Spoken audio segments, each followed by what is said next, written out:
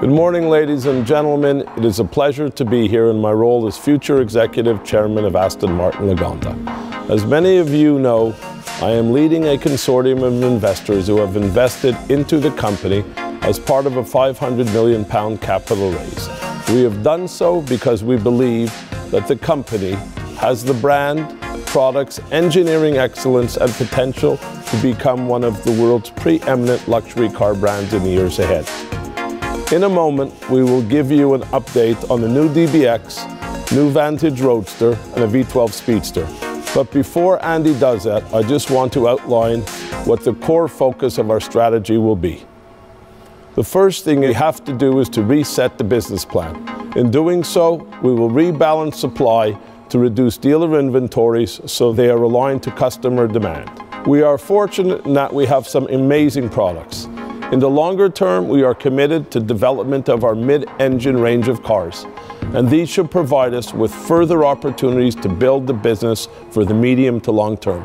The investment that we have made gives the company the financial security to reset the business, deliver the production of the current range of models, and invest in our future. But we are bringing a lot more than money.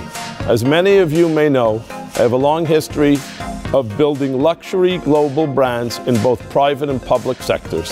And as executive chairman, I will ultimately be responsible for the strategy that we are implementing.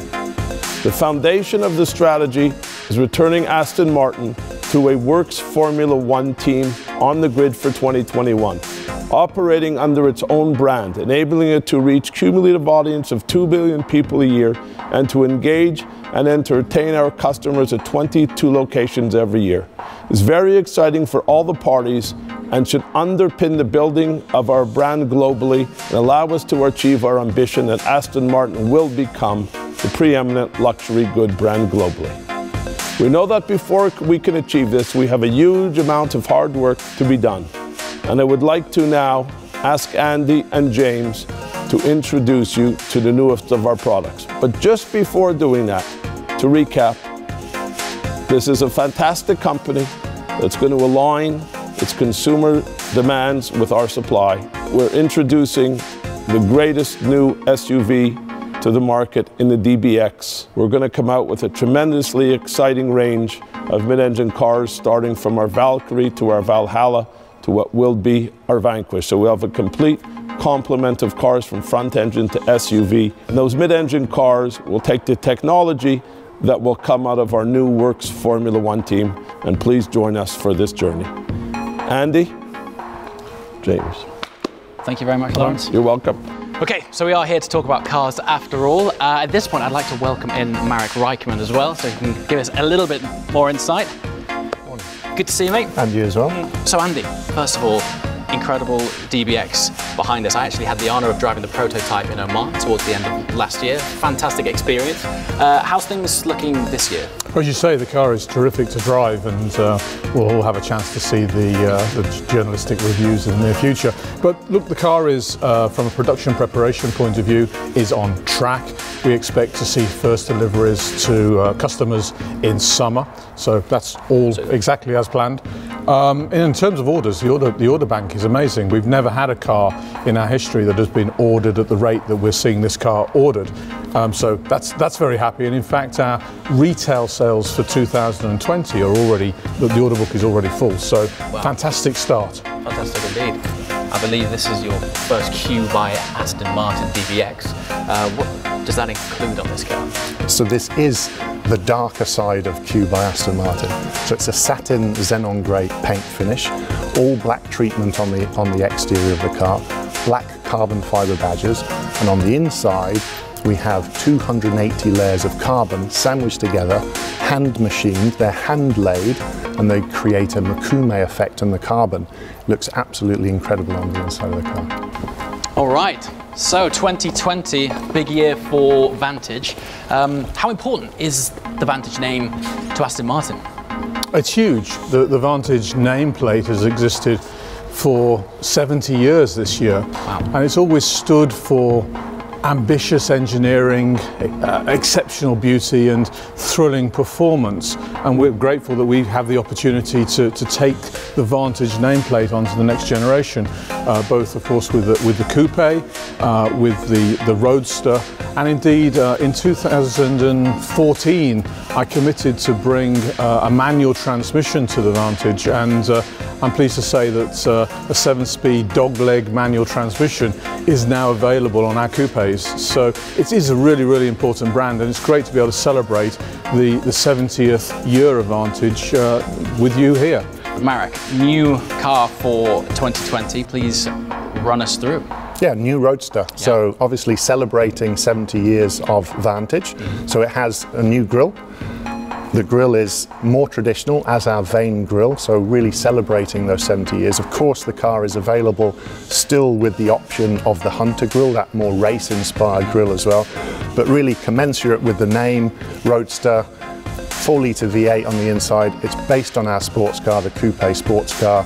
This is the all-new product that we're revealing for the first time today, and it's such an exciting car. Roof goes down, wind in the hair, an amazing car to drive. Fantastic. So speaking of inspiration, where do you see the Vantage bloodline going from here? Well, let me take you over to the next car, which is something that makes me incredibly proud to be part of Aston Martin. It's our V12 SpeedSter, and there's a lot of blood, sweat and tears by our Q by Aston Martin team that's gone into this car in order to make this inspirational Speedster. Just 88 will be made, and pricing from £765,000. Okay, let's see it. Maybe I can ask Marek and Lawrence Stroll to make the unveil. Fantastic.